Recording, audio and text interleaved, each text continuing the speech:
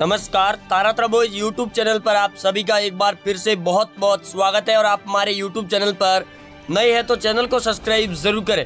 UP विधानसभा चुनाव 2022 के आज तीसरा चरण समाप्त होने के बाद में 403 सीटों पर एक बार फिर फलोदी सट्टा बाजार और टाइम्स नाउ ने अपना महा ओपिनियन पोल सर्वे जारी कर दिया है। 3 चरण समाप्त होने के बाद में यूपी के अंदर किसकी सरकार बनती हुई नजर आ रही है, वहीं किस पार्टी को कितनी सीटें मिल रही है 403 सीटों पर। क्या सत्ता में एक बार फिर योगी सरकार लौट रही है या फिर समाजवादी पार्टी का कब्जा कायम होगा 2022 के विधानसभा चुनाव में, क्योंकि इस बार विपक्ष की सभी पार्टियां एकजुट होकर बीजेपी पार्टी के खिलाफ में चुनावी मैदान के अंदर है। वहीं यूपी के 3 चरण समाप्त होने के बाद में आज जो सर्वे जारी हुआ है वो अपने आप में एक बड़ा ही चौंकाने वाला आंकड़े। वहीं दोस्तों, आप हमारे चैनल पर नए हैं तो सब्सक्राइब जरूर करें और कमेंट बॉक्स के अंदर अपने विधानसभा क्षेत्र का नाम जरूर लिखें जहां अगले चरण के अंदर आपके विधानसभा क्षेत्र के चुनाव होने वाले और किस पार्टी का आपके क्षेत्र की ओर में दबदबा दिखाई दे रहा है। वहीं 403 सीटों पर जारी हुए इस ओपिनियन पोल ने पूरी तरीके से नेताओं की नींद उड़ाकर रख दी है। 403 सीटों पर 3 चरण समाप्त होने के बाद में करीबन 170 सीटों पर चुनाव संपन्न हो चुके हैं। वहीं दोस्तों, सबसे पहले यूपी के अंदर बात करें अगर 403 सीटों में से गोरखपुर की 9 सीटों पर, जिसमें 9 की 9 सीटें भाजपा पार्टी को दी जा रही है 3 चरण समाप्त होने के बाद में। वहीं दोस्तों, उसके बाद में बात करें आजमगढ़ की, जहां मुस्लिम बहुमूल्य क्षेत्र माना जाता है, जिसकी 10 सीटें, जिसमें 9 सीटों पर समाजवादी पार्टी को दी गई है और 1 सीट बीजेपी पार्टी को दी जा रही है। प्रयागराज की बात करें, कुल 12 सीटें विधानसभा की, जिसमें 1 सीट समाजवादी पार्टी को और 11 सीटें बीजेपी पार्टी को दी जा रही है। बाकी पार्टियों को 0 सीट संतुष्टि मिल रही है। आगे प्रतापगढ़ की बात करें, कुल 7 सीटें विधानसभा की, जिसमें 5 बीजेपी को, 2 एसपी पार्टी को दी जा रही है। बाकी पार्टियों को यहां से भी 0 सीट है।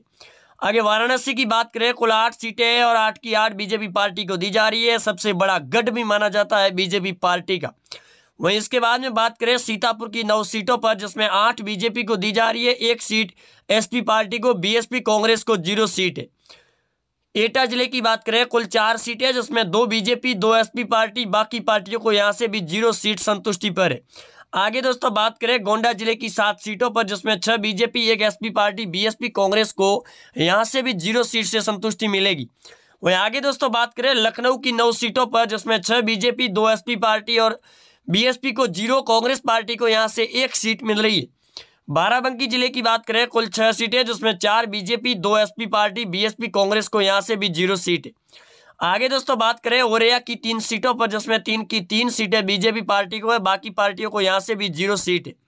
वहीं इसके बाद में दोस्तों बात करें जालौन की 3 सीटों पर, जिसमें 3 की 3 बीजेपी पार्टी को दी जा रही है। वहीं इसके बाद बात करें बागपत की 3 सीटों पर, जिसमें 1 बीजेपी, 1 एसपी, 1 बीएसपी, कांग्रेस को यहां से भी 0 सीट है। कानपुर नगर की बात करें, कुल 10 सीटें, जिसमें 8 BJP, 1 SP party, 1 BSP, Congress को यहां से भी 0 सीट से संतुष्टि करनी होगी। वहीं इसके बाद में दोस्तों बात करें बलिया जिले की 7 सीटों पर, जिसमें 4 BJP, 2 SP party, 1 BSP, Congress को यहां से भी 0 सीट मिलने का अनुमान दिया गया है। वहीं इसके बाद में बात करें कुशीनगर की 7 सीटों पर, जिसमें 5 बीजेपी, 1 एसपी, 1 बीएसपी, कांग्रेस को यहां से भी 0 सीट मिलने का अनुमान दिया गया है। वहीं इसके बाद में दोस्तों बात करें रायबरेली की 6 सीटों पर, जिसमें 3 बीजेपी, 1 एसपी, 1 बीएसपी, कांग्रेस को यहां से भी 0 है। जौनपुर की बात करें, कुल 9 सीटें, जिसमें 5 बीजेपी, 3 एसपी, 1 बीएसपी पार्टी को मिल रही है। वहीं इसके बाद में दोस्तों बात करें बिजनौर की 8 सीटों पर, जिसमें 5 बीजेपी को है, 1 एसपी पार्टी, 1 बीएसपी, कांग्रेस को यहां से भी 0 सीट मिलने का अनुमान दिया गया है। वहीं इसके बाद सहारनपुर की 7 सीटें, जिसमें 4 BJP, 3 SP party, BSP, Congress को यहां से भी 0 सीट है। वहीं इसके बाद में दोस्तों बात करें सुल्तानपुर की 5 सीटों पर, जिसमें 2 BJP, 3 SP party, BSP, Congress को 0 सीट। गाजीपुर की बात करें, कुल 7 सीटें, जिसमें 4 बीजेपी, 2 एसपी पार्टी, बीएसपी को 0, कांग्रेस को 1 सीट मिल रही है। वहीं इसके बाद में दोस्तों बात करें फतेहपुर की 6 सीटों पर, जिसमें 2 बीजेपी, 2 एसपी पार्टी, 1 बीएसपी और 1 सीट कांग्रेस पार्टी को मिल रही है। वहीं इसके बाद में दोस्तों बात करें मुरादाबाद की 6 सीटों पर, जिसमें 2 BJP, 2 SP party, 1 seat BSP को और 1 सीट कांग्रेस पार्टी को मिलती हुई नजर आ रही है। बहराइच की बात करें, कुल 8 सीटें, जिसमें 5 BJP, 1 SP, 1 BSP, Congress party को यहां से भी 0 सीट मिल रही है। वहीं इसके बाद में दोस्तों बात करें बरेली की 9 सीटों पर, जिसमें 4 BJP, 2 SP, 2 BSP, 1 seat Congress party को दी गई है। वहीं बरेली की बाद में बात करें चंबल की 4 सीटों पर, और मुस्लिम क्षेत्र भी माना जाता है, जिसमें 3 सीटें एसपी पार्टी को, 1 सीट बीजेपी पार्टी को है। वहीं इसके बाद में दोस्तों बात करें अयोध्या की, जहां 5 सीटें हैं, जिसमें 5 की 5 बीजेपी पार्टी को मिल रही है। अयोध्या से राम मंदिर को लेकर काफी ज्यादा बदलाव देखने को मिल रहा है। हरदोई की बात करें कुल 8 सीटें, जिसमें 5 BJP, 2 SP party, 1 BSP Congress को यहाँ से भी 0 सीट दी गई है। वहीं इसके बाद में दोस्तों बात करें उन्नाव की 2 सीटों पर, जो 2 की 2 बीजेपी पार्टी को दी गई है। वहीं इसके बाद में बात करें लखीमपुर की 8 सीटों पर, जिसमें 5 बीजेपी, 2 एसपी पार्टी, बीएसपी को 0 है और कांग्रेस पार्टी को 1 सीट मिलने का अनुमान दिया गया है। वहीं इसके बाद में दोस्तों बात करें यूपी के अंदर मेरठ की 7 सीटों पर, जिसमें 5 बीजेपी, 1 एसपी, 1 बीएसपी, कांग्रेस को यहाँ से भी 0 सीट मिलती हुई नजर अनुमान दिया गया। इसके बाद में दोस्तों बात करें अंबेडकर नगर की, जिसकी 5 सीटें, जिसमें 3 BJP, 2 SP party, BSP Congress को यहाँ से भी 0 सीट मिल रही है। वहीं अमरोह जिले की बात करें कुल 4 सीटें, जिसमें 1 बीजेपी, 1 एसपी, 1 बीएसपी और 1 सीट कांग्रेस पार्टी को दी जा रही है अमरोह जिले की 4 विधानसभा सीटों में से। आगे दोस्तों गाजियाबाद की बात करें कुल 5 सीटें, जिसमें 3 बीजेपी, एसपी पार्टी को यहाँ से 0 है, बीएसपी को 1, कांग्रेस को भी 1 है। बदायूं जिले की बात करें कुल 6 सीटें, जिसमें 2 BJP, 2 SP party, BSP Congress को 1-1 सीट मिलने का अनुमान दिया गया है। वहीं इसके बाद में दोस्तों बात करें फिरोजाबाद की 5 सीटों पर, जिसमें 1 बीजेपी, 2 एसपी, 2 बीएसपी पार्टी को मिल रही है, बाकी पार्टी कांग्रेस को 0 सीट। आगरा जिले की बात करें कुल 9 सीटें, जिसमें 5 बीजेपी, 3 एसपी पार्टी, बीएसपी को 1, कांग्रेस पार्टी को 2 सीटें मिलने का अनुमान दिया गया है। वहीं इसके बाद में दोस्तों बात करें मुजफ्फरनगर की 6 सीटों पर, जिसमें 1 बीजेपी को है, 3 बीएसपी, 1 एसपी पार्टी और 2 सीटें कांग्रेस पार्टी को। शाहजहांपुर की बात करें जिस 5-6 सीटों पर, जिसमें 2 बीजेपी, 3 एसपी पार्टी और 1 सीट बीएसपी पार्टी है, कांग्रेस पार्टी को यहाँ से भी 0 सीट मिलने का अनुमान दिया गया है।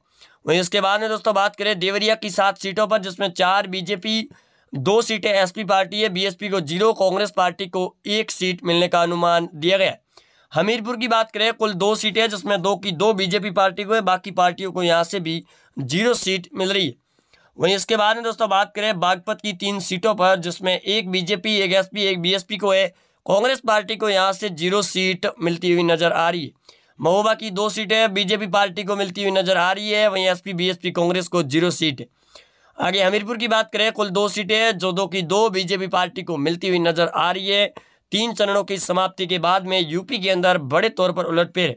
कौशाम्बी की बात करें कुल 3 सीटें, जिसमें 2 बीजेपी, 1 एसपी, बीएसपी, कांग्रेस को यहाँ से भी 0 सीट मिलने का अनुमान दिया गया है।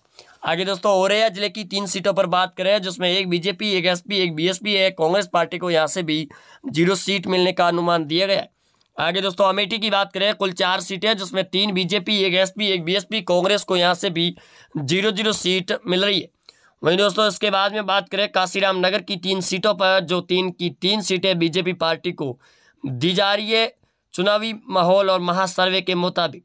चंदौली की बात करें कुल 4 सीटें, जिसमें 2 बीजेपी, 2 एसपी पार्टी है, बीएसपी कांग्रेस को यहाँ से 0 सीट मिलती हुई नजर आ रही है। वहीं इसके बाद में दोस्तों बात करें इटावा की 3 सीटों पर, जिसमें 2 BJP, 1 SP party, BSP Congress को यहाँ से भी 0 सीट मिलने का अनुमान दिया गया है।